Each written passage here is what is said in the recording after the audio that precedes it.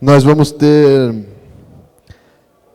a palestra Os Caminhos da Descarbonização para o Setor de Transporte Ferroviário de Cargas, com o engenheiro Tiago Moura de Oliveira e a engenheira Fernanda Deltregia, da VLI Multimodal.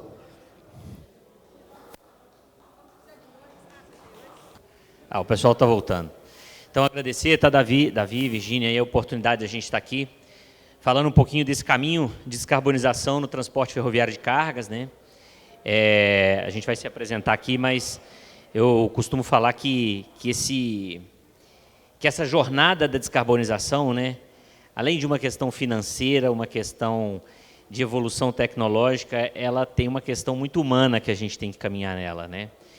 Que não é pensar daqui 10 anos, né? A gente está fazendo para colher daqui 50, 60, 70, 80 anos. Então, eu e a Fernanda, nós vamos nos dividir aqui na apresentação, tá? Mas a gente não consegue falar aqui da descarbonização sem contextualizar um pouquinho nós, como VLI, onde estamos, né, aqui no modal ferroviário brasileiro. Pode passar, por favor? Então, a Fernanda também? Também, me achará. Pode passar, por favor, Fernanda? Pode passar. E aí, pessoal, acho que nem todo mundo estava aqui de manhã, né, quando a gente se apresentou. Eu sou o Tiago, tá? Tiago Moura, na ferrovia aí, me conhecem como Moura, tá? Formado em engenharia mecânica aqui pela PUC Minas, aqui em Belo Horizonte, né? Tem especialização ali em transporte ferroviário de cargas ali pelo Instituto Militar de Engenharia e pós-graduação em gestão dos negócios dos transportes, tá? E na minha trajetória aí de 15 anos que eu estou na ferrovia aqui, passei por via permanente, máquinas de via, atendimento a acidente, manutenção de locomotivas, operação, e agora na engenharia de operações e sinalização aqui da VLI. Tá? Vou passar para a Fernanda se apresentar, Fê. Vamos lá. Eu sou engenheira civil, sou formada pela Unesp, eu sou paulista. Me formei em engenharia ferroviária, entrei como trainee na Vale em 2005. Depois disso, eu fiz especialização em transporte ferroviário de cargas no IME. E agora, nos últimos anos, uma certificação internacional em gestão de transporte metroferroviário, pela Deutsche Bahn. Eu tenho 19 anos de experiência na operação ferroviária, sempre trabalhei na operação ferroviária, e nos últimos tempos com inovação, né, com implantação de novas tecnologias, muito voltadas para a automatização dos processos de operação. Tá? Participei da implantação do Trip Optimizer em Carajás, em parte da AVM, eu trabalhei lá por um tempo, e vim para a VLI em 2015 para poder puxar essa pauta também dentro da empresa, e desde então tenho ajudado aqui a área de engenharia a inserir esses processos. Tá? Eu sou representante da operação no grupo de dinâmica ferroviária, né, para essa interação roda-trem, como melhorar essa performance do trem, e também sou representante da VLI no IHH, que é o International Heavy Haul Administration Association, que aqui no Brasil a gente tem um grupo onde a gente discute alguns parâmetros também. Vamos lá? Bom, pessoal, então, como nós comentamos aqui, né, a gente vai falar um pouquinho sobre iniciativas de descarbonização, tá? Mas, antes disso, vamos contextualizar aqui como VLI, né, e aqui a gente tem vários colegas de várias empresas, mas para contextualizar a VLI, que a VLI é um caso interessante no que diz respeito à estratégia de carbonização, tá? E principalmente pelo comportamento que a gente tem na malha VLI. Tá? Então, fazendo essa contextualização, Fernanda, passa, por favor. Falando um pouquinho aqui, né, do nosso propósito como companhia, né, que é transformar a logística do Brasil. Tá? Nós temos um mapa estratégico dentro da companhia, que é o Conexão 2030, que ele foi escrito com bastante cuidado e bastante carinho para realmente transcrever onde a gente quer chegar, né? E aí, quando a gente fala onde a gente quer chegar, a nossa visão, né, seremos a primeira escolha dos clientes, tá? Em referência e sustentabilidade na logística brasileira. Impulsionados pela energia das nossas pessoas, estaremos entre as maiores e mais rentáveis empresas do Brasil até 2030. Tá? E aí, gente, esse mapa traz um negócio muito legal, e aí eu vou falar um pouquinho da distribuição da VLI ali no Brasil, que é a capilaridade e a variabilidade de cargas que a VLI transporta, né? Que traz o desafio ainda maior na jornada de descarbonização. Passa para a gente, Fernanda, por favor. E aqui a gente fala um pouquinho dos segmentos que nós atuamos, tá? Então, a VLI hoje ela transporta grãos, industriais e minerais, fertilizantes, florestais, combustíveis e açúcar. Poxa, mas parece pouco, né? Mas não é. Quando a gente pega grão, tem grão no corredor centro-leste, tem grão no norte, tem soja, tem milho, tem farelo, tem o açúcar, industrial e siderúrgico, é uma miscelânea, né? E aí, diferente das outras nossas pares aqui, operadoras ferroviárias no Brasil, que são círculos de heavy haul, né? A Rumo, por exemplo, no grão, heavy haul. A Vale, no minério, heavy haul. Né? A MRS, heavy haul. Né?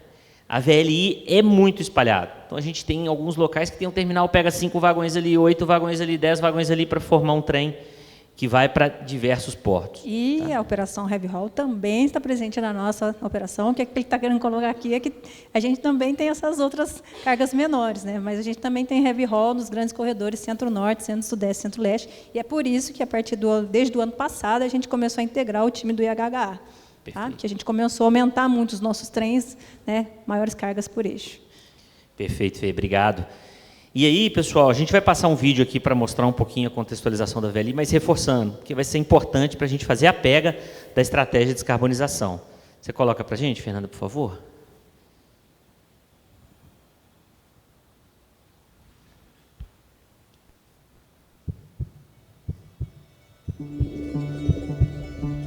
Quando conexões nascem, transformações acontecem e geram valor para o mundo. É assim que trilhamos o nosso caminho. É o que nos faz ser diferentes. É o que nos faz ter orgulho de ser VLI. Somos apaixonados por transportar as riquezas do país, inspirados pelo propósito de transformar a logística do Brasil. São mais de 10 anos atendendo aos setores produtivos que sustentam a nossa economia.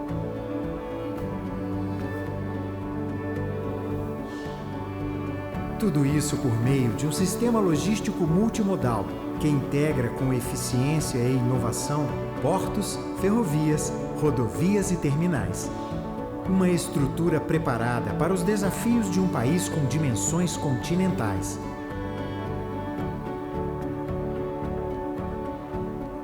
Somos milhares de pessoas espalhadas pelo Brasil e impulsionadas por uma cultura que valoriza o potencial e a diferença de cada uma delas. Com um trabalho transformador que vai além da nossa atuação e que passa pelo respeito com as comunidades onde estamos presentes. Deixando um legado para futuras gerações com ações humanitárias e iniciativas de valor compartilhado.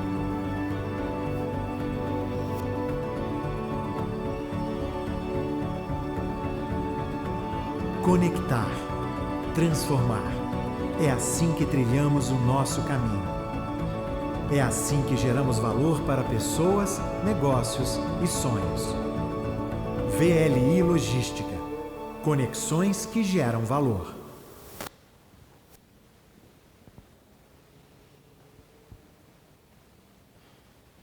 Pode passar para o próximo slide, Fernanda, por gentileza? Bom, pessoal, nós vimos alguns números ali, né? Mas só para aqui a gente trazer eles mais pontuados ali, né? Então, somos ali 7.000 funcionários próprios, tá? Mais os terceiros, nós consideramos ali também VLI, tá? Nós estamos presentes em 300 municípios ali e 10 estados além do Distrito Federal, tá? Então, tem VLI praticamente no Brasil inteiro, tá? Nós temos próprio 9 terminais intermodais, né, terminais grandes, robustos, de capacidade expressiva, né? Operamos, né, em 4 ferrovias diferentes, né, na FCA, né, que é aqui a nossa casa, aqui, vamos dizer, na Ferrovia Norte-Sul, né, na Vitória Minas, quando a gente pega aqui de Eldorado até o Porto de Tubarão, ali no trecho da Vale, e na Estrada de Ferro Carajás, né. Além disso, 8.000 quilômetros de ferrovia, e na hora do almoço a gente estava conversando, né, 700 locomotivas ali e 24.000 vagões, aproximadamente. Tá? E, além disso, as estruturas portuárias que nós temos também ao longo de todo o local que a gente se encontra. Passa, por favor, Fernanda, tem um mapinha ali que é legal. Gente, e tá pequenininho aqui, né? Mas eu vou pedir a participação de vocês aqui. Alguém tem uma particularidade na VLI, no nosso sistema, que é diferente ali da MRS, da Vale, da Rumo. Alguém aqui sabe qual é?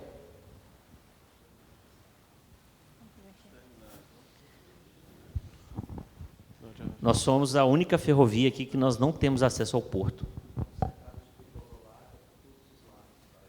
Exatamente. Esse é o ponto, gente. A VLI ela é uma ferrovia que ela não tem acesso ao porto por uma linha dela. Os acessos, eles são ou bitola mista ou bitola larga, né, exceto aqui quando a gente vai para Tubarão, tá? Além dos diferentes traçados que a gente tem. Então, quando a gente olha lá no norte, né, nós temos ali um pedaço da ferrovia Norte-Sul que está conosco ali, trecho VLI.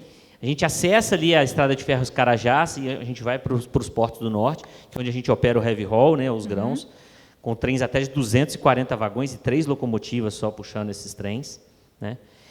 A gente tem acesso à Bahia, né, o corredor Centro-Leste, que é o corredor aqui, o CERN aqui de Minas Gerais, que acessa o porto de Tubarão, tá? Temos ali o corredor Centro-Sudeste, né, que liga um pedaço da Centro-Leste aqui, os terminais ali do Triângulo Mineiro, ali, via Malha Paulista da Rumo e chega até Santos, né? Temos o ramal ali da Minas Rio também, com acesso à região de Barra Mansa, ali onde a gente compartilha com a MRS, né? Então, é uma ferrovia que tem várias ferrovias dentro dela, né? Nós temos tanto ferrovia de bitola larga unicamente lá no norte, como temos ferrovia de bitola métrica, bitola mista, e ferrovias de condições muito diferentes. E aí eu vou fazer a pega lá na estratégia de descarbonização, né? Que aqui está o desafio, né?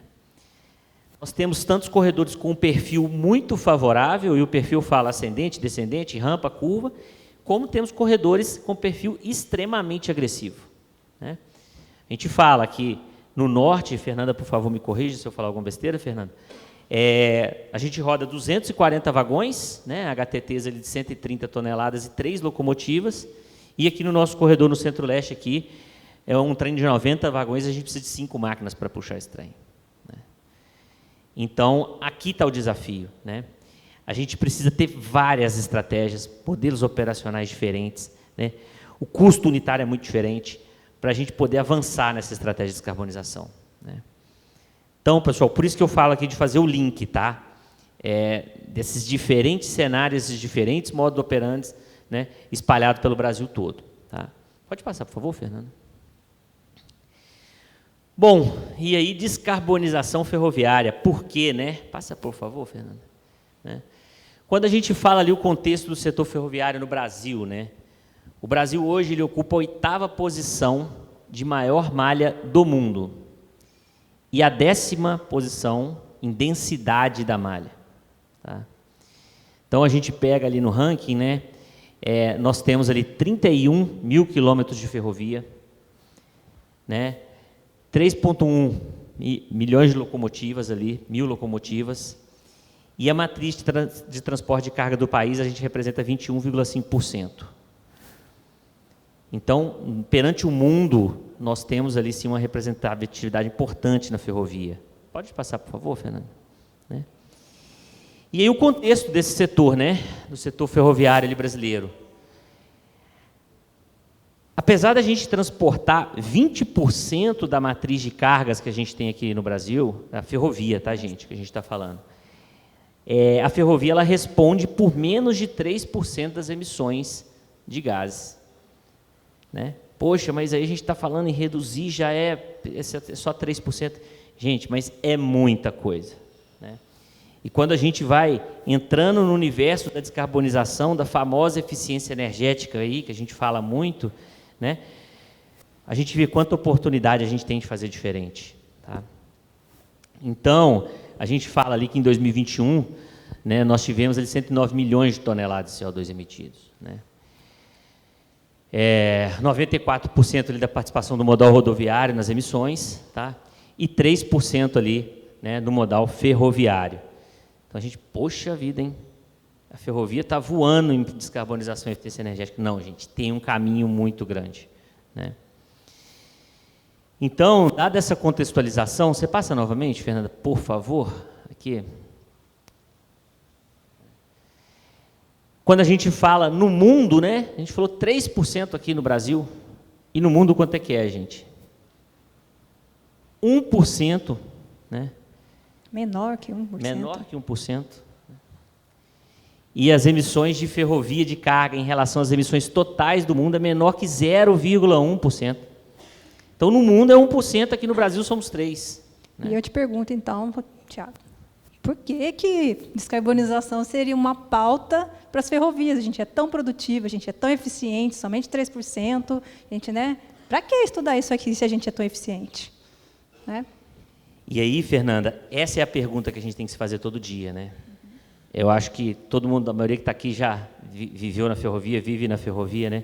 Quando a gente vê um trem começando a movimentar, a gente vê o diesel pulando, assim, né? O CO2 pulando ali, né? Imagina isso no mundo, mas nós temos que fazer a nossa parte. E a gente tem uma gama de oportunidades, né? Eu costumo falar, né, Fernanda, além das iniciativas de tecnologia que a gente tem, eu prego muito a gente fazer o básico da operação ferroviária, né? E agora, falando um pouquinho de iniciativa de descarbonização, vou pedir para a Fernanda aqui, para passar para vocês, tá? E a gente vai se completando aí durante a apresentação. Muito obrigado, pessoal. Vamos lá, Fernanda, vamos para o próximo. Então, assim, se a ferrovia é tão eficiente, por que se preocupar com isso? Se a gente coletar o ranking do consumo de diesel no Brasil, esse é um dado ali que o Sérgio é um parceiro nosso, em 2018 fez um trabalho e levantou, um dos maiores consumidores é a Vale, né, consumidor unitário, falando de diesel. E dentre os 5 ali listados, 5 maiores, vocês vão ver ali a Rumo, a VLI e a MRS, que tem no seu core business a ferrovia. E a Vale, embora não seja uma mineradora, ela tem ali 2 ferrovias, a FC, a FM, que tem ali a ferrovia como ativo importante para poder transportar suas cargas. Então, a gente está falando ali que, juntas, essas operações ferroviárias, elas consomem aí mais de 1,3 bilhão de litros de diesel. O diesel que a gente usa é o S500 não rodoviário, por ano, né, um consumo anual, desses mais de 60 bilhões de litros por ano que são consumidos no Brasil. Tá? O diesel que a gente usa, ele tem um percentual de biodiesel de 12% desde o ano passado. Está previsto para agora, no mês de março, aumenta para 14%. E é um diesel diferente, né, que já tem uma parcela de biodiesel, mas essas 4 organizações, elas concentram os maiores consumos. Então, isso é importante a gente olhar, porque não é um problema do setor de transporte. Ele está concentrado aí em 4 empresas. Então, enquanto empresa, a gente precisa, sim, atuar nisso para poder reduzir a nossa participação nessas emissões aqui no transporte. Vamos passar para o próximo. E aí, vou trazer aqui alguns conceitos de emissões para todo mundo ficar na mesma base e a gente compreender os próximos slides. Então, uma coisa é essa diferença entre emissões absolutas e relativas. Às vezes, as relativas também são chamadas de intensidade de emissões. As absolutas são tudo de emissão que uma empresa pode emitir. A relativa, ela vai ser uma taxa, né, proporcional, vai ser relativa a algum por produto, né, alguma coisa que a empresa acha importante. E ali, no escopo das emissões, eles são divididos em escopo 1, 2 e 3. Escopo 1 é tudo que é aquilo que a empresa, as fontes de energia, elas pertencem ou são controladas pela própria empresa. É ela gerando. Então, no caso da VLI, tudo que eu consumo com diesel de locomotiva, que é meu principal negócio, é meu escopo 1.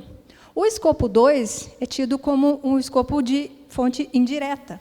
São emissões de geração de energia elétrica que a gente pode adquirir ou consumir, né? Que a empresa pode adquirir ou consumir. Então, energia elétrica adquirida, escopo 2. E escopo 3 é tudo que não se encaixa em escopo 1 e 2. Basicamente, são emissões dessas cadeias de suprimento, de serviços ali, que seja o seu fornecedor, né? Que seja o cliente utilizando o seu produto. Então, vamos pensar, a VLI, o diesel da locomotiva é escopo 1 para ela. Mas, para o meu cliente, a Suzano, por exemplo, eu sou escopo 3. Né? Então, se ela quiser medir, eu preciso ajudá-la a segregar apenas a sua parte ali. Vamos para o próximo, Fernanda, por favor. E aí, então vamos voltar lá, os 4 maiores, né, consumidores de diesel do Brasil. A gente tem aqui algumas ferrovias, algumas empresas, elas assumiram alguns compromissos, né, por iniciativa própria, compromisso público para reduzir essas emissões. E aí eu trouxe alguns exemplos aqui. A Vale, a métrica dela é emissão absoluta, certo? De tudo que ela consome. A meta dela é de reduzir 33% até 2030, né, comparado ao ano base de 2017. Ela inclui na sua meta as emissões de escopo 1 e 2, ou seja, tudo que ela gera pela própria atividade, mais a de aquisição de energia elétrica. E tem o intuito de reduzir até 2050, de zerar as suas emissões. E aí vocês vão notar nos exemplos que eu vou trazer aqui, a gente vai trazer aqui para frente, que ela tem, então, iniciativas mais agressivas, porque ela precisa zerar. A gente tem aqui a Rumo, que tem uma métrica relativa, assim como a VLI, ou seja, relacionada ao seu transporte, tonelada carga útil, né, quanto eu transporto por quilômetro, de redução. A Rumo ali 21%, também tem o prazo de 2030, baseando-se no ano de 2020, se eu não me engano, a Rumo mudou, né? Ela começou com uma outra meta, já evoluiu, já aumentou. Então, essa é a última referência que a gente tem. E olha ali o escopo 1, fundamentalmente. A VLI tem uma meta de 15%, também baseada em 2020, ela inclui escopos 1 e 2. Então, cada empresa, né, ela faz assim, ela determina a meta que acha mais adequada ali para o seu negócio. Mas a gente nota que, com o decorrer, né, das implantações, eles já vão revisando essas metas e vão aumentando, tentando sempre melhorar ainda mais. Próximo, Fernanda, por favor. E aí eu trouxe também alguns exemplos de outras ferrovias aí do mundo para a gente ver como é que eles estão trabalhando, né? Muitas estabeleceram metas de curto e médio prazo, assim como o exemplo ali da Vale, e também já tem metas de longo prazo, né? Para zerar emissões em 2050. Metas mais arrojadas. Então, a gente tem ali nas 2 primeiras posições ferrovias australianas, né, a Rio Tinto, ferrovias não, né, são mineradoras que têm como negócio uma ferrovia ali para transportar sua carga. Então, a Rio Tinto no mesmo comparativo à Vale, é uma emissão métrica absoluta, com 50% de emissões até 2030, com escopos 1 e 2, também zera. Depois, a gente tem a Aurizon, que não é mineração, também australiana, com 10%, comparada a 2021 até 2030, também escopos 1 e 2 até 2050. Aí a gente tem a canadense, aí, Canadian National, com 29%, Canadian Pacific, Kansas City, mistura um pouco com os Estados Unidos ali, Canadá com os Estados Unidos, 38%, BNSF, com 30%, Union Pacific, com 26%, CSX com 37,6% e Norfolk Southern com 42%. Né? Então, a gente vê aqui, cada um tem as suas metas de redução, muitas são impulsionadas também por regras governamentais, né? Tem imposições. Aqui no Brasil, a gente não tem isso nesse momento, mas eu acho que não vai demorar muito para que a gente passe a ter. Assim, esse é um caminho que assim, por que passaram os outros locais também. Vamos passar para o próximo. E aí, que estratégias, então, as pessoas, as empresas estão usando para poder reduzir as suas emissões? Vamos lá. Vamos fazer um pouquinho de conta aqui, porque aqui tem muito engenheiro. Pegar um ganchinho aqui rapidinho, pessoal. Pois não. A Fernanda vai começar a falar agora das estratégias de redução de emissões. E aí, gente, se a gente for abrir esse leque, vai ter muita coisa além do que está aqui. Mas tem um ponto interessante que não é só a gente... Eu acho que até tem um slide ali para frente, se tivesse, até me desculpa. Que a gente não pode só medir a emissão só da máquina emitindo o gás ali. A gente tem que lembrar que essa máquina foi fabricada, que ela vai ser usada, que ela vai acabar um dia. Né? Então, ainda tem esse desafio de pensar na vida do ativo que a gente coloca. Tá? Do ativo e do combustível que você também está colocando ali, né? Da energia que você pretende usar. Então, assim, o que eu quis dizer? Não é basicamente a gente rodar mais quilômetro com a mesma carga e gastando menos diesel, não. Tá? É a gente pensar até no investimento que a gente coloca, vou colocar a máquina na bateria para eu descartar uma bateria dessa depois, como é que faz? Né? É pensar na vida do todo, tanto que esse assunto é complexo. Desculpe interromper, Fê, mas é porque eu queria reforçar esse ponto aí, que vai além do motor diesel tracionando ali, né? Uhum. E aí, senão a gente, tentando trazer aqui um pouco mais de racionalidade para o negócio, a gente que gosta de umas fórmulas aqui, né? Vamos pensar, então, se a gente quisesse traduzir, né, as emissões, que geralmente são medidas em gramas de CO2 por TKU, a gente poderia dizer que ela é uma relação entre a eficiência na produção de energia, como isso, né? Se eu usar um menor volume de combustível para gerar a mesma energia, isso está medido em litros por megawatt-hora. Então, o que eu poderia dar de exemplos aqui? Se eu tiver motores mais eficientes, se eu melhorar meu processo de manutenção, se eu tiver locomotivas com maior capacidade tratora, se eu colocar outras tecnologias como elétricas, híbridas, eu consigo melhorar essa relação aqui da fórmula. Então, é um método de você ter menos emissões. Ô Fê, rapidinho, todo mundo aqui tem claro que é TKU, né, gente? Tonelada, se não tiver, eu falo aqui. Tonelada, quilômetro útil. Para a gente da ferrovia é muito simples isso, é a no dia carga a dia, né? Mas transportada por uma unidade de quilômetro. A gente mede isso. Não só a tonelada útil, para a gente não faz muito sentido. Eu preciso saber por quantos quilômetros eu ando com essa carga. Então, essa é a nossa unidade de produção. Outra possibilidade ali está relacionada à redução do consumo de energia em si, né? Que é reduzir a quantidade de energia necessária para rebocar o mesmo TKB. E aí, como exemplos, a gente tem vários sistemas com nomes aqui que estão comerciais, mas o Leader ou o Trip Optimizer, que o colega comentou aqui, são exemplos de software de gerenciamento de energia, que estão relacionados à condução do trem, semi-autônomo, autônomo, o que for. Nesse caso aqui, são semi-autônomos. O AESS, que é para gerenciar o tempo, quando você está, muitos carros têm, né, quando a gente está parado no trânsito, tem muitos carros hoje que tem esse equipamento que ele desliga, né, vê algumas condições, a gente também tem isso na locomotiva, e vê alguns parâmetros, olha, posso desligar. E aí o tempo que você está parado, que a gente chama em idle, você apaga essa locomotiva e ela conduz menos. Ela consome menos. A PU, né, que é uma unidade de potência auxiliar. Às vezes, nessa parada, eu preciso manter o ar-condicionado ligado. Então, não vou manter a locomotiva líder ligada. Eu posso colocar, talvez, um motor menor. Por exemplo, poderia ser etanol, que é o caso aqui. E eu posso gerar energia para suprir esse ar-condicionado e não usar o diesel. Bem, e aditivos, né, com hidrogênio, com outras coisas. Melhorar a condução dos trens, está relacionado muito à operação. Melhorar a relação de contato roda-trilho, né, para reduzir resistência. Né. Olhar para a via permanente, restrição em pé de rampa, né, nossos amigos da via permanente, como é que eu faço para manter uma velocidade para o trem ter impulso e subir com menos dificuldade. Esmerilhamento de trilho, lubrificação de curvas, tudo isso ajuda nessa segunda parte de redução de consumo de energia. São estratégias que a gente pode adotar. E a eficiência no transporte, que é a relação, né, da carga bruta pela carga útil, nessa distância, nessa quilometragem. E aí, quanto menos peso morto eu levar no meu trem, muito melhor. Então, vagões com taras mais leves, né, mas que ainda têm grande capacidade. Melhorar a lotação do trem, então encher ele na capacidade máxima que eu posso fazer.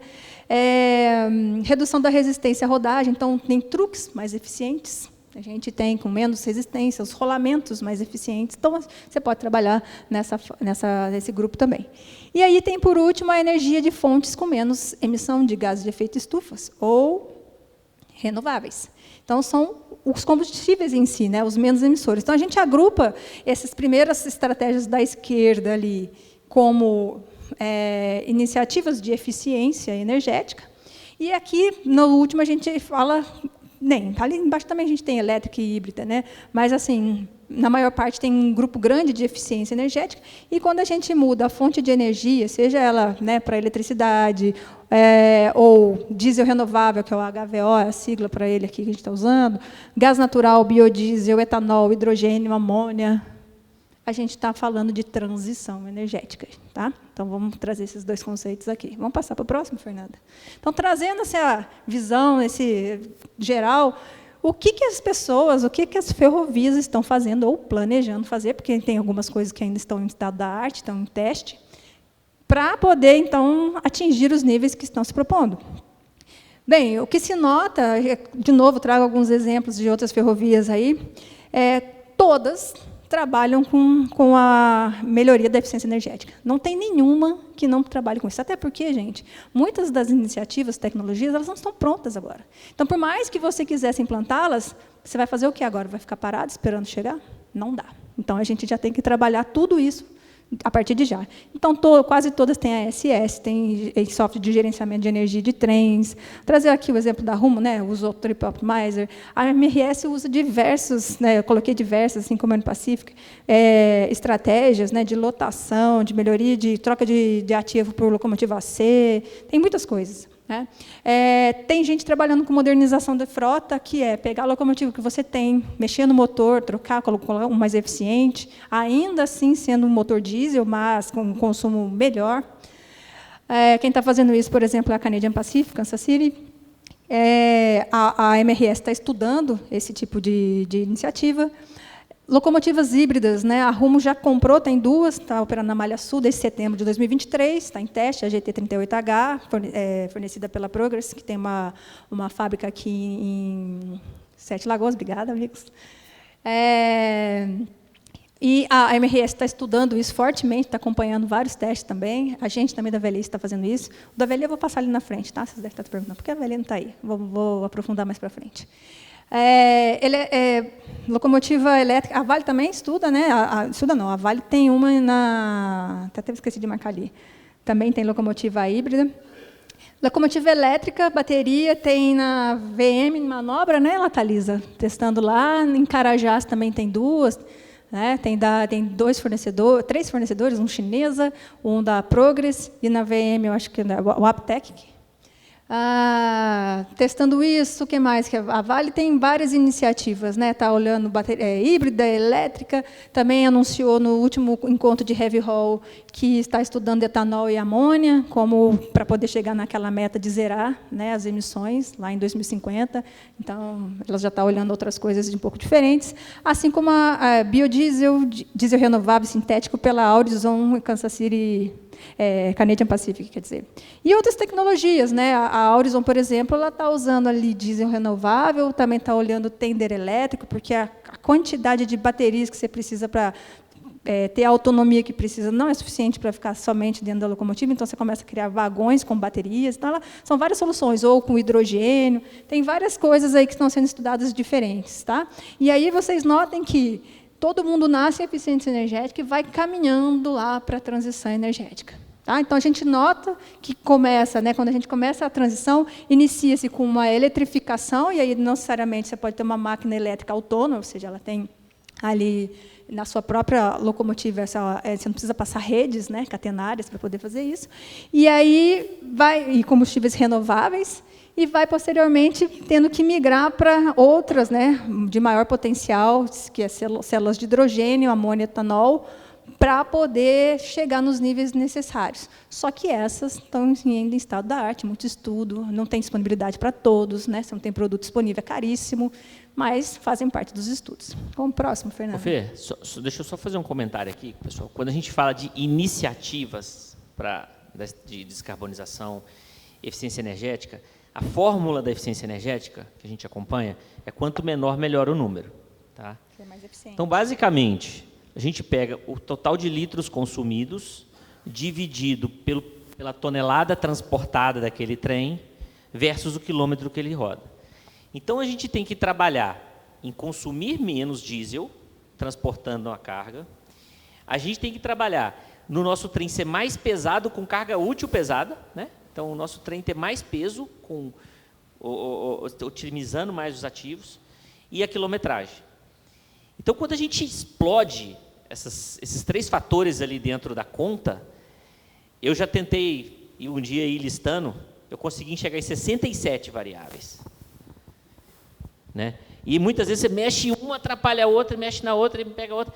Até mesmo o tamanho do trem, você faz um trem maior, você fala, poxa, esse trem vai ser pior. Não, ele ajuda na rampa para subir, e aí vai de acordo com o corredor. Né? Vai de acordo com o desenho do trecho, que é o que a gente falou ali, dos desafios que nós temos aqui como VLI. Então, eu só voltei ali no conceito de eficiência energética, Fernando, porque quando a gente fala de iniciativas, a gente puxa nas variáveis a quantidade que é. Né? E assim, gente, bem que você disse que são só algumas coisas que tem ali, né? A gente trouxe exemplos, mas tem muito mais coisas que podem ser feitas. Eu por exemplo, a gente está analisando os nossos números lá, eu falo, poxa, mas cabia 100 quilos a mais nesse vagão. Todo mundo pensa, né? Você está colocando 100 toneladas, você está falando de colocar mais 100 quilos. Só que é 100 quilos multiplicado por 1.000 e tantos quilômetros que o trem vai rodar no denominador da conta. Então, é no detalhe, são muitas variáveis, tá, pessoal? Desculpa interromper, tá, professor, mas só para trazer esse conceito aí. Vamos para o próximo, Fernanda. Então, de forma resumida, vamos pensar assim que a gente está tendo definindo cenários de redução de emissões, tá? Aí eu vou trabalhar aqui com emissões específicas. Então, hoje, eu não tenho política nenhuma, vamos pensar que eu não tenha nenhuma política de redução de emissões. Para eu ir para um cenário intermediário, vamos pensar aí, esses 15%. Que método que eu posso usar para redução? Eu vou usar ali, posso trabalhar com a eficiência da produção de energia. O que a gente nota, né, que as empresas têm feito? Redução de consumo de energia e eficiência no transporte, pensando naqueles grupos que eu trouxe antes. Então, se a gente aplicar esses conceitos, possivelmente eu vou conseguir atingir essa meta. Elas me ajudam a atingir essa meta. Tá? Então, exemplos aí de condução semiautônoma, uso de ASS, entrada de locomotivas com locomotiva de corrente alternada e não com corrente contínua. Se eu mexer com telemetria, se eu melhorar meu processo de manutenção, substituir, né, a frota de locomotiva DC por AC. São coisas que a gente pode fazer. Mas se a gente começar a querer reduzir mais, eu vou colocar aqui um cenário moderado, por exemplo, 30%, né? Isso vai depender de cada ferrovia, tá, gente? Isso aqui eu só estou dando um exemplo. Você começa a ter que precisar, talvez, de fontes de energia renováveis. Aí você começa a olhar para a híbrida, para a elétrica, para um gás natural, aumentar o percentual de biodiesel. Tá? Mas, se eu quiser zerar, não vai ter como fugir. Esses outros itens aqui, eles não são suficientes para zerar as emissões. Não são. E aí a gente vai ter que olhar para outras coisas, essas fontes de energias renováveis, né? A gente sempre vai, o próximo cenário sempre vai incluir tudo que eu já faço no cenário anterior e mais alguma coisa. Então, nesse último, mais agressivo, para zerar, a gente tem que começar a entrar com hidrogênio, com amônia, com outras coisas que são mais né, trazem mais energia e que poluem menos. E é nessa evolução que a gente ainda está engatinhando. Nós não temos produtos prontos para isso agora. Né? Então, estão em desenvolvimento, estão em teste. E é um pouco disso que eu queria trazer para vocês. Então, dependendo do quanto que a gente quer melhorar, algumas coisas estão prontas, outras já estão em teste, e outras ainda são estado da arte. Tá? E aí precisa de participação de fornecedor, né? Precisa de incentivo político para reduzir custos, impostos, para você adquirir essas coisas, para que a gente possa também, como uma comunidade, conseguir implantar isso. Vamos lá? E aí, então, o que a Veli está fazendo? Eu já mostrei de várias empresas aqui. O que a gente está fazendo, hein, Tiago? Quer falar um pouquinho? Quer me render aqui? Bom, pessoal, e aí a gente falou bastante ali do mundo das ferrovias aqui, das nossas ferrovias irmãs aqui dentro no Brasil, né? O que a gente está fazendo como VLI? Né? A gente comentou algumas coisas aqui, né? Mas modernização de frota, tá, pessoal? Então, a gente entra com 304 novos ativos ali de 2013 a 2018. São tá? coisas que a gente já fez, né? Isso, exatamente. E aí, gente, é impressionante, assim, quando você entra com uma máquina nova, mais moderna, como é que aquilo favorece o número? É uma máquina com mais capacidade de tração, com tecnologias embarcadas, né? E aí você fala, poxa, vocês compraram em 2018? Sim, o grande montante, sim. A gente está comprando algumas máquinas agora, e todo mundo sabe, a gente está num processo de renovação da nossa concessão que destrava muitas coisas para a gente, mas isso é de grandes números, tá? O que a gente fez. Tá? Melhoria de modelos de trens, né? Tração distribuída, tá? E como é que a gente faz a gestão dessa condução? Então, dia a dia, o desafio é, qual modelo de trem melhor? Qual o modelo de trem que eu consigo, numa mesma faixa, né, de circulação, aproveitar mais vagões? Qual que é a melhor configuração de máquinas para esse trem? Né? Isso é todo dia, né, os acompanhamentos de eficiência energética e de gestão da circulação. Vagões com maior capacidade. Na hora do almoço a gente estava conversando, né, de tantos vagões, o que aconteceu com os vagões daquela época. A gente precisa de vagões que são mais leves, mas com capacidade de transportar mais, né? Então, muito forte nessa toada também. Gestão do contato roda-trilho, né? A gente pensa assim, poxa, o que é isso, né? Basicamente, é deixar a roda do vagão, o rodeiro, no contato ideal com o trilho, para gerar menos atrito, né? Menos desgaste disso tudo. E aí pensa, né? Você tem curva de todos os raios imagináveis, você tem rampa, se você desce, você sobe, né? E no desafio desse corredor. E aí a gente fala de outros temas também, né? Que é esmerilhamento de rodas, esmerilhamento de trilho, lubrificador para ajudar o trem a passar em trechos críticos, né? Isso tudo a gente já tem, né? Ao longo do corredor aí, tá?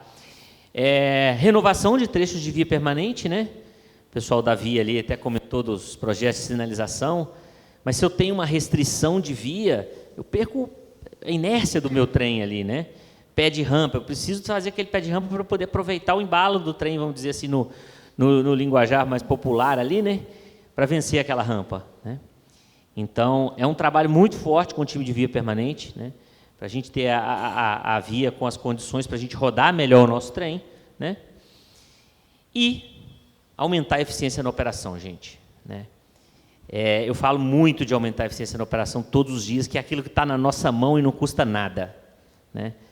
Eu dou o exemplo, muita gente pode pegar um carro aqui e viajar 100 km, eu posso ir acelerando ele. Cara, eu vou chegar 2, 3 minutos mais rápido e vou gastar muito mais combustível, né? Você imagina isso num trem, né? E aí a gente multiplica isso por 140 trens que a gente tem rodando, né? É um negócio astronômico, um número que não dá para parar a conta na cabeça aqui, né? Então, ali um resuminho, de 2012 a 2020, a FCA e a FNS é o nosso braço lá em cima no norte, né? 32% na intensidade das emissões do escopo 1. Reduziu. Isso. E aí, por que 2020? Né? Que é o ano da meta que a gente estabeleceu ali para a redução de emissões. E, a partir de 2020, daquela meta lá de 15%, a gente já acumula uma medição até 2022, uma redução de quase metade, né? Com essas ações que a gente tem feito aqui. E aí a Fernanda falou, né, que a gente acumulou quase metade até 2022, mas essa metade, a metade da metade agora que falta a gente chegar... É difícil. É muito mais suor, né? Porque o mato alto vai tirando, né? Os desafios vão se tornando mais aferidos, mais apurados ali, né? Então, a gente está em 6,26 hoje, metade do nosso compromisso, né? Mas a gente tem uma estrada ainda importante para percorrer, né? E de 20 a 22, né, Fer, que é quando a gente firmou o compromisso ali, evitamos ali, né, 821 mil toneladas de CO2 para a atmosfera. Poderia ter sido muito mais, gente, né? A gente não estamos trabalhando muito, mas quando a gente entra no dia a dia da operação ali, quando a gente fala de eficiência das operações, pessoal, a gente vê o caminho que a gente tem para percorrer ainda, né? E na grandiosidade, né? Às vezes a gente fala de um trem, a gente acha, mas multiplica por 140, 150 trens, rodando 365 dias no ano, né? E aí juntando com as outras ferrovias aí que a gente tem aqui no Brasil. Ficou claro, pessoal? Vai lá, Fê. E aí a gente divide, então, na VLI, essa parte de emissões, a gente optou por dividir em 2 programas, né? Estratégia de redução de consumo e de emissões. O primeiro programa é de eficiência energética, que é usar bem o que a gente já tem, que a gente já implantou agora, tá? Então, a gente está aí finalizando a implantação do LEADER, que é o nome do sistema que a gente escolheu para fazer essa condução semi-autônoma. Desenvolvemos uma ferramenta Fuelitics, vou explicar lá um pouquinho ali para frente, para a gente identificar dessas tantas variáveis, o que a gente atua, então, primeiro, já que tem tantas variáveis, o que eu faço primeiro? Eu tiro essa restrição, eu treino esse maquinista, né? A gente precisa priorizar algumas coisas, então ela ajuda a gente nisso. Utilização e implantação também de ASS em algumas frotas que a gente não tinha, melhoria na parte da sinalização, nosso amigo Flávio aí está com a gente para ajudar nisso, melhoria de gestão de ativos, né, confiabilidade de via, de material rodante, e manutenção baseada em condição. Nós vamos falar sobre alguns projetos ali, né? E a gente está em fase de planejamento, a integração desse líder, foi uma pergunta que alguém fez, né? Como é que, acho que foi a Latalisa que fez, como é que se integra o TRIP com o CCO? A gente também tem o nosso planejamento aqui, que é o pacing, que vocês já usam, mas para fazer essa integração entre o planejamento de trens, né, e o trem em si conduzindo menos, consumindo menos. Também estamos olhando o controle remoto para locomotivas de manobra, que no nosso caso, alguns posicionamentos, quando não é um controle remoto, você tem perda ali de posicionamento de locomotiva, você fica vai, volta, consome um pouco ali. Então, além de ajudar a reduzir, automatizar a operação do trem, ela ajuda também um pouco no consumo. Tem algumas outras coisas que a gente está em planejamento, estudando. E a parte de transição energética, a gente começou a estudar no ano passado, a gente nomeou, assim como na Vale Power Shift, né, para você mudar essa energia, né, mudança de matriz energética. E a gente está olhando para muitas coisas. No ano passado, a gente fez uma priorização com base no que se tem do estado de desenvolvimento até agora. Isso vai sempre mudando, né? Vai variando. Mas a gente analisou todos esses projetos aí aplicados a cada caso da VLI, né? Porque cada corredor tem uma história, tem uma necessidade, uma realidade. E a gente priorizou alguns para poder focar um pouco mais. Alguns a gente já descartou para o nosso caso, e outros a gente está em alerta. Tá? Então, a gente olhou para todos esses itens aí. Vamos passar para o próximo, Fernanda? E aí, trazendo alguns exemplozinhos, eu vou falar desses 3, você fala dos próximos 3, pode ser? Exemplos de iniciativa, né, que a gente está aqui em implantação. A gente tem vários projetos de dinâmica ferroviária, né, para melhorar essa relação entre vagão e via.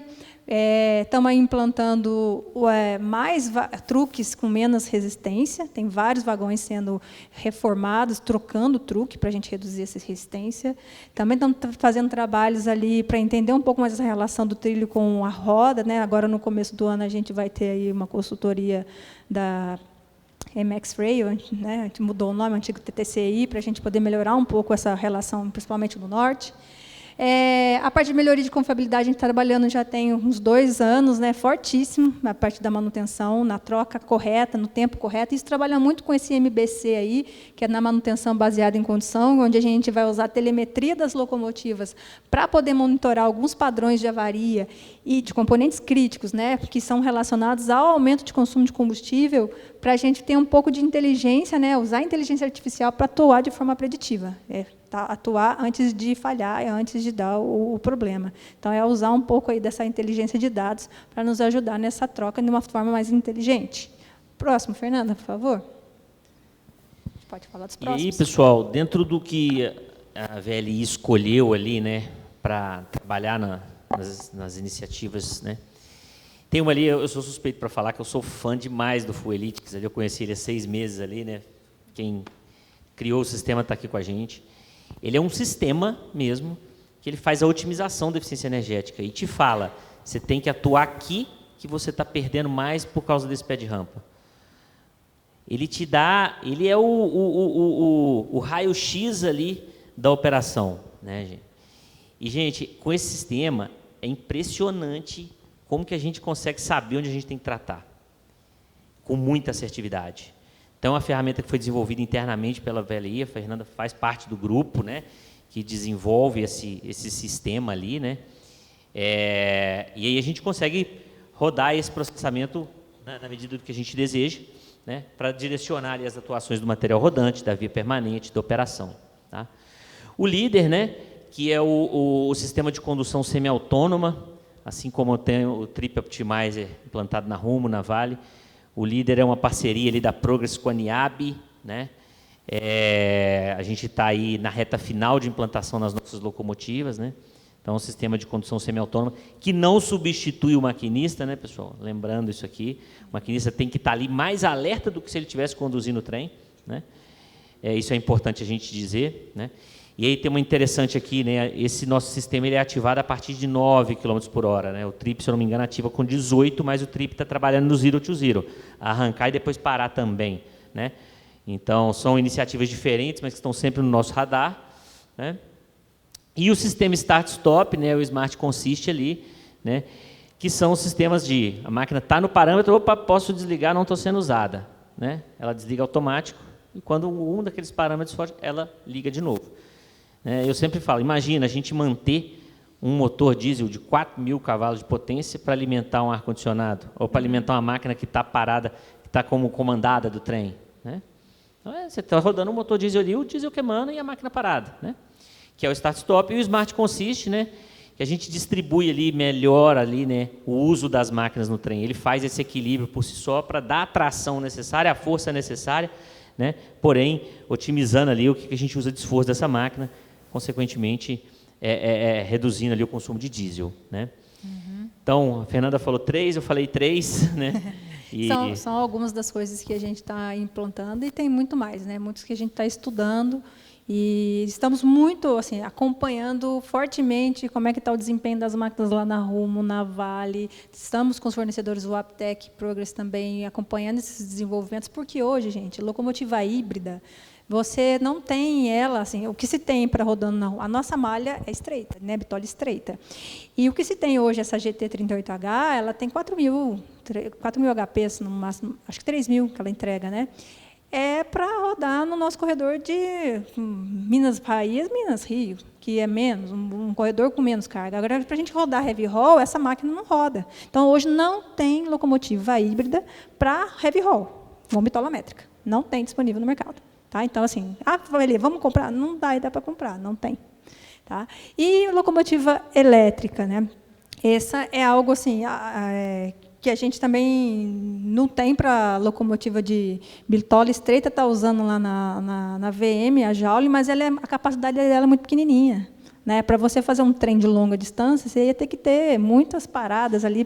E esse tempo de recarga dela é muito alto. Então, ou você vai ter que ter locomotivas para ficar substituindo, além do custo, né, gente? Então, hoje, a gente está acompanhando esses desenvolvimentos, né? Estamos olhando para gás, que tem outras complicações, analisando todos os prós e contras, estamos antenados.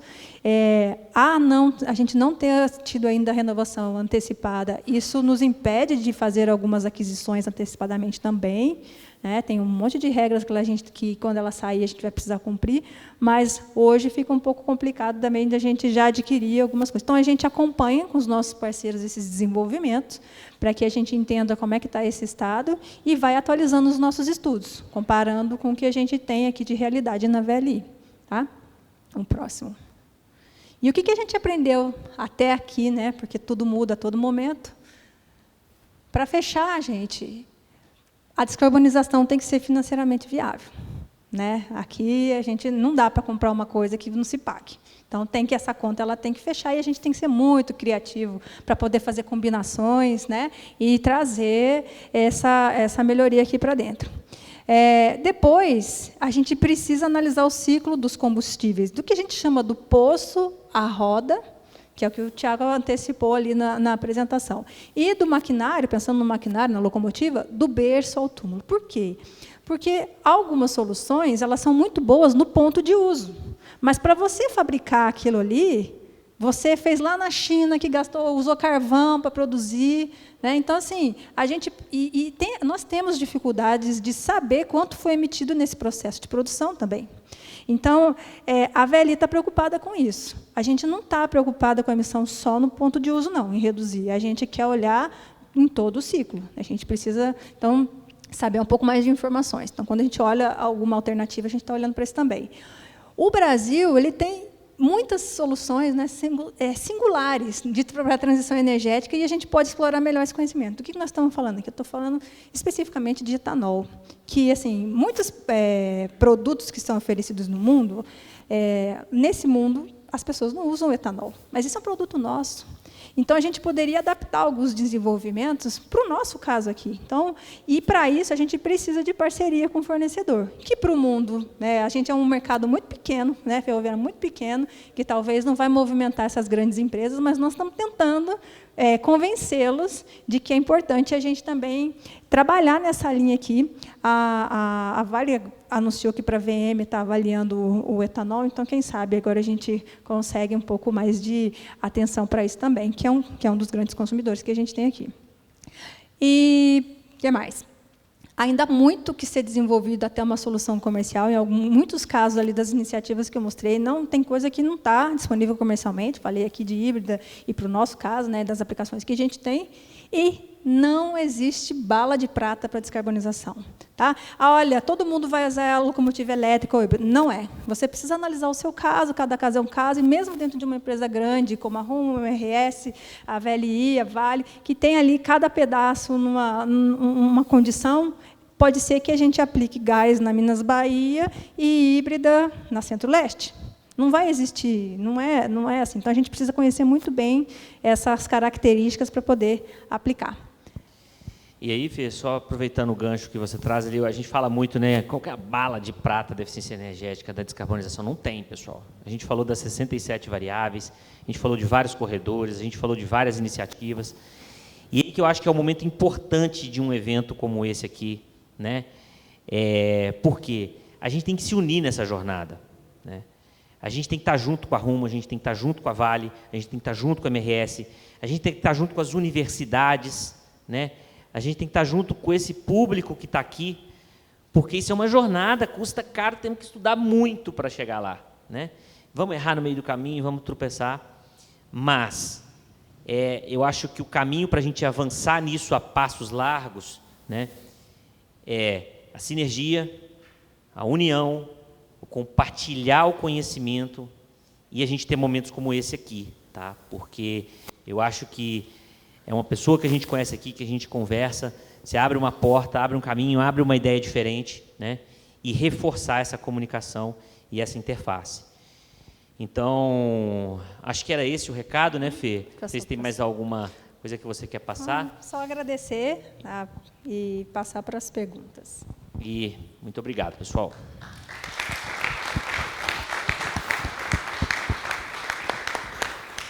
É uma perguntinha rápida, para qualquer um dos dois pode responder, é mais uma dúvida. Um dos quadros que você mostrou, que mostra as experiências das ferrovias lá de fora, me chamou a atenção a parte elétrica, bateria e híbrido, com X, dando a entender que as empresas lá de fora já abandonaram isso. Vocês diriam que o uso de baterias, para a gente que é uma etapa, tá? É desaconselhável? Porque, na verdade, o X é que eles estão usando. O X é que existe, né? Que talvez existe. não vê, não passe a mudar mensagem o símbolozinho do X eles para o fazem, check verde. Quando não tem nada, o campo está vazio. Então, eles estão estudando, sim. Inclusive, isso é muito forte, né, nas ferrovias americanas. E a maior parte dos desenvolvimentos é para eles. Então, estão estudando. E a gente nota que lá eles têm uma gama muito grande de testes, né? Então, assim, testa isso, mas então, assim, tem todos os leques de opções, as grandes empresas testam lá, né? De ferrovia classe 1, que eles chamam. Só complementando a resposta, como é que o senhor chama? Antônio Pastori. Senhor Antônio, aí o senhor perguntou o que a gente acredita, né? Eu acredito nas iniciativas, mas eu acho que é onde a gente vai aplicar elas. Então, assim, a gente tem que ter a iniciativa certa para o lugar certo. Eu, por exemplo, hoje, se eu for tentar rodar um trem hoje aqui na Centro-Leste, que está mais próximo da gente, 90 vagões, com máquinas elétricas, ou eu vou ter que ter um outro trem de bateria para ir junto, para ele ir ajudando ele, ou eu vou ter que ir trocando máquina no meio do caminho. Será que pode ser uma máquina de manobra? A máquina híbrida, por exemplo, a Fernanda deu exemplo lá, a Rumo até que adquiriu 2 máquinas. Um corredor que talvez ele é muito plano e que eu vou ter que ir acelerando ela devagarzinho, ela não vai recarregar por si só. Será que ela funciona? Será que é melhor um corredor que ela com desnível e aclive para ela ir carregando? Então, a tecnologia certa, certamente desenvolvida, com todo o potencial extraído, no lugar certo. Acho que não tem uma matadora, né, para aquele geral, mas a resposta nós acreditamos muito, tem um longo caminho para seguir, principalmente no que diz respeito, né, ao berço e ao túmulo ali, porque são tecnologias que a gente gasta muito para descartar essa máquina depois. Mas, respondendo aí, tá? Obrigado pela pergunta, senhor. Cada caso é um caso. Cada caso é um caso. Isso aí. Bom, inicialmente, parabéns pela palestra, foi excelente o que vocês abordaram. E eu, como sou da área de orçamento, planejamento e tudo mais, eu fiquei imaginando que tudo isso que vocês fazem com essa pegada ambiental é o que toda empresa quer para obter o menor custo com o maior benefício futuro em virtude do que produziu. Tudo isso que você está mostrando para reduzir a emissão de carbono é o que se tem que fazer para você gastar menos, para que o seu custo caia, para que você possa ser competitivo. Se você está num ambiente de disputa de mercado, você tem que ter o menor custo para chegar no maior benefício, né? Então, a primeira coisa que eu ia te perguntar, você deu logo ali no seu último slide, é que tem que ser viável financeiramente. Então, eu gostaria inicialmente de saber se vocês monetizaram isso, de que forma que vocês mostraram para a diretoria da sua empresa, a presidência da sua empresa, o que isso estava resultando em termos financeiros. E uma questão que não pode ser esquecida é monetizar a redução, a pegada de carbono. Eu acho que vai haver legislação para isso. Não basta que a empresa tenha custos reduzidos. Nós temos que pensar no universo, nós temos que pensar na negociação disso, né? Então, esse é um dos caminhos, é você mostrar quanto custa reduzir, né, a emissão de carbono. Então, eu gostaria que vocês abordassem um pouco essa questão econômica, financeira, que eu acho que é tudo que pode resultar no sucesso da descarbonização. Posso falar? Quando a gente está estudando uma alternativa, a gente pensa na relação, primeiro, de cargas que a gente também está deixando na mesa, que é o que a gente diz, né? A gente tem demanda suprimida aqui, que a gente não consegue atender, né? E, então, isso também entra no nosso dimensionamento. Então, quanto a mais de carga eu consigo fazer por trazer uma locomotiva que tem maior capacidade, né, por exemplo. Custo, a gente coloca no próprio combustível, né, quanto que a gente vai gastar, então motores mais eficientes vão consumir menos. Que mais? Do lado de custo de manutenção também, né, redução de falhas paradas que eu tenho daquele trem, então eu também perco produção com isso. São alguns dos exemplos que a gente coloca nesse planejamento aí, como eu vou defender o VPL daquele projeto, né? Então tem muito custo já evitado e custo também potencial, ganhos potenciais com aumento de receita. E aí, dependendo do projeto, tem outras questões que a gente pode antecipar que não são monetárias, mas também são de imagem, né? Por exemplo, oportunidades que a gente pode vir a ter com aquilo dali. Então, são algumas questões que a gente tenta traduzir em números também.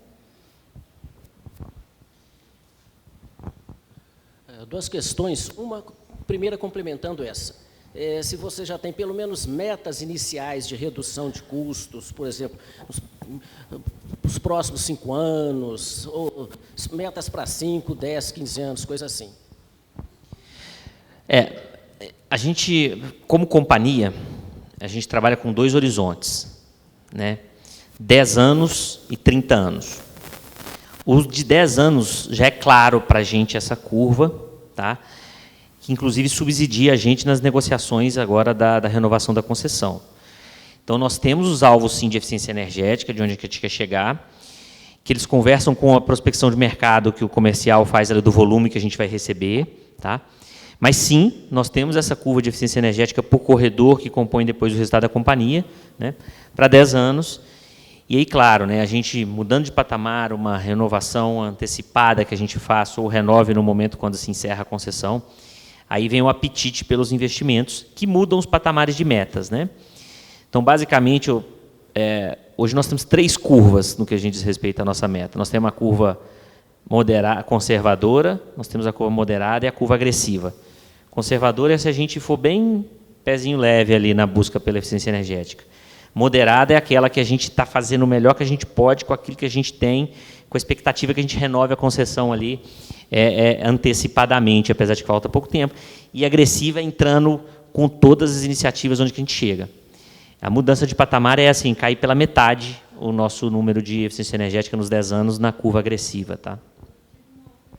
Pergunta também, eu não sei se também cai nesse item, mas também pensando, quando você perguntou de redução de custo, eu pensei que fosse relacionada à primeira questão ali de ser economicamente viável, né? A gente tem padrões para defender um projeto, a gente tem referências de rentabilidade, né? Então a gente faz de tudo para tentar, né, selecionar tudo mais que a gente possa para poder viabilizar, se a gente acredita naquele projeto. Então, não é uma meta, assim, é uma referência para você trazer aquela rentabilidade daquele projeto. Fala assim, olha, vale a pena investir nisso aqui. E aí ele começa a concorrer com os outros lá para ser viabilizado. Então, existe essa referência, mas não é anual, né? Assim, pode ser que ela mude, depende da conjuntura econômica, mas hoje a gente tem essa referência, então, para viabilizar esse projeto. Mas, no caso de sustentabilidade, meio ambiente, existem outras questões que impactam. Às vezes pode ser que financeiramente ele não seja viável, mas ele entra, porque ele tem outros impactos, social, ambiental, o que for, né?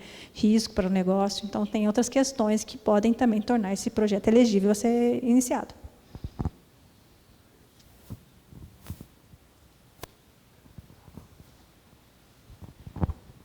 Fernanda, Tiago, primeiramente, né, muito obrigado por compartilhar com a gente esse material aí de vanguarda aí de engenharia, né, nível de engenharia. Como vocês mencionaram muitas vezes aí sobre a contribuição da via permanente nesse processo aí de eficiência energética. Eu gostaria de saber se vocês chegaram a mensurar quanto que a via permanente contribui para a melhoria da eficiência energética. E gostaria de separar, se vocês separaram a questão de traçado, né, que é uma questão mais de projeto, de geometria e de manutenção. Isso vai variar muito do trecho. Tá? Então, assim, o que a gente tem com o Fluolytics hoje depende muito de como você circulou, já que são várias variáveis, a que velocidade eu passei, mas a gente tem mensurado, para cada seção de bloqueio, a gente tem quanto que a eficiência piorou por conta de uma restrição de velocidade, por exemplo. E isso varia muito, tá? Depende do tipo de trem que passa ali e de qual foi essa velocidade de redução, porque as colaterais também contribuem, né? Porque a restrição, às vezes, pode estar só naquele pedacinho, mas ela impacta em todo, eu não consigo mais retomar a velocidade em outros quilômetros. Então, assim, numericamente, eu não tenho um número para te trazer, olha, são 3%, são 10%. Vai depender muito de como esse trecho. Eu estou numa ascendente, eu estou numa descendente, eu estou, né, de como sair, que trem que está circulando naquilo. Mas a gente tem. Com relação a traçar de projeto, geralmente a gente faz isso quando ele está ainda em fase de projeto. Né? Então, por exemplo, essa remodelação de Belo Horizonte, a gente simulou. Né, do contorno de Belo Horizonte, a gente simulou que tem condições físicas, né? Olha, não consigo desapropriar esse lado, então a gente vai ter que ter uma rampa aqui. E a gente simulou vários traçados, melhores e piores do ponto de vista do consumo, e a gente chegou à conta qual que seria o melhor. Isso compôs, inclusive, a ficha do projeto. Aí, Fê, só complementando aqui, como a Fernanda falou, assim, não tem um número frio, né? Mas aí falando, né, que eu sou fã do Fluolytics, ele aponta para a gente, assim, por exemplo, do KM 120.500 ao 121.300, eu estou gastando 500 litros de diesel a mais porque eu tenho uma restrição de via lá. Ele aponta nesse nível de detalhe, ali, onde a gente tem que atuar, porque fez um base zero, uma referência quando foi construído o traçado. Né? E aí tem umas outras séries de detalhes que a gente acaba avaliando, né? Tem restrição, por exemplo, que o trem não vai conseguir, eu vou tirar uma restrição numa rampa que o trem não vai conseguir passar mais de 30, por exemplo, por questões do peso dele, e aí eu vou colocar aquela rampa para o trem rodar 40? Não faz sentido, né? Eu posso dar fôlego para a via permanente para atender em outra. Então, não tem um número cravado, mas a gente consegue dizer, frente ao que a gente tem de desenho de orçado e do desenho do trem, onde atender e até aproximar o que a gente está perdendo ali por essa restrição. Meu nome é Gabriela, eu sou da Ultra Energia e uma dúvida que eu tenho e gostaria de saber de vocês, se nessa transição energética existe alguma pauta para a energia solar fotovoltaica, seja ali para parte de escritório, alguma coisa, analisando a gestão como um todo, né, dessa eficiência energética de vocês. Sim, né, a gente fala o plano de descarbonização, né, a nossa meta de emissão de gases, a gente dá um foco muito forte aqui na ferrovia, mas ela contempla outros fatores da companhia também. Tá? Tem alguns estudos, né, de máquina com painel solar, o que vai fazer, como é que vai ficar, mas são frentes que, particularmente dentro da VLI, a gente ainda não, para locomotiva, a gente caminhou a passos largos e de análise, como a gente já fez com outros casos. Mas, no geral, dentro da companhia, sim. Vou colocar painel solar dentro da estação para sustentar a estação. O pessoal pensa muito nisso, né, e acaba avaliando o contexto como um todo. Tá? Aqui a gente focou um pouquinho mais ali na parte do modal ferroviário, na íntegra, tá? Mas, sim, existem. Né? Tem de tudo, já foi pensado ali um pouquinho. Porque mais de 99%, 98% do consumo das emissões são por locomotiva. Então, a gente está tocando o foco maior. Mas existe um grupo de facilities, né, que é quem olha para essa parte da iluminação, até do uso da água, né, de todos os outros recursos que também são pauta da gente. Quem quiser consultar o nosso relatório de sustentabilidade, está no site da VLI, a gente descreve as ações, tá? Mas tem um grupo voltado para isso. E se você, por acaso, quiser conversar com alguém lá do time, né, a gente pode passar o contato. E aí, só complementando aqui, acho que a Fernanda já endossou bem ali, mas quando a gente fala de fotovoltaica ali para a locomotiva em si só ela já gera energia quando ela está descendo, né? Então ela vai recarregando as próprias baterias ali, né? E o nível de bateria que a gente precisa ali hoje, se a gente for carregar ela com painel solar, nós vamos ter que ter painel solar quase no trem inteiro, né? Mas por causa desse motivo que talvez não avance tanto para a locomotiva, porque ela já é uma fonte geradora também, né? Então, só fazendo um adendo ali da resposta que eu tinha dado anteriormente. Obrigado. Aqui, boa tarde, meu nome é Lucas, eu sou da Fundep. A Fundep, rapidamente, para quem não conhece, ela é a fundação de apoio da UFMG, não só da UFMG, e temos aí aproximadamente umas 20 apoiadas no Brasil inteiro, né?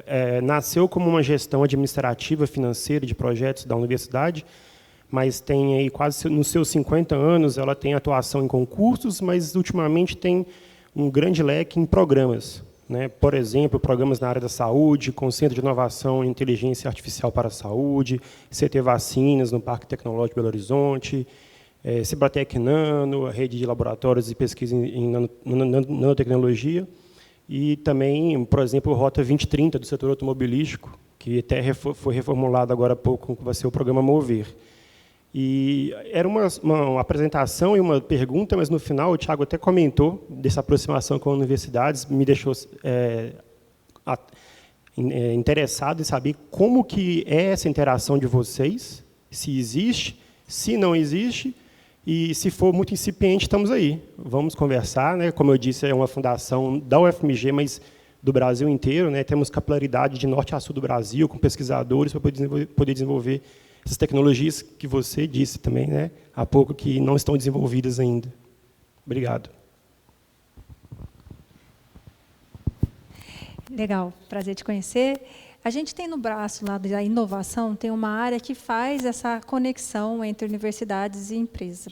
Então, ela faz entendimento, né, primeiro, ela pode tanto ir na universidade e levar um problema para ser estudado, ou também receber propostas.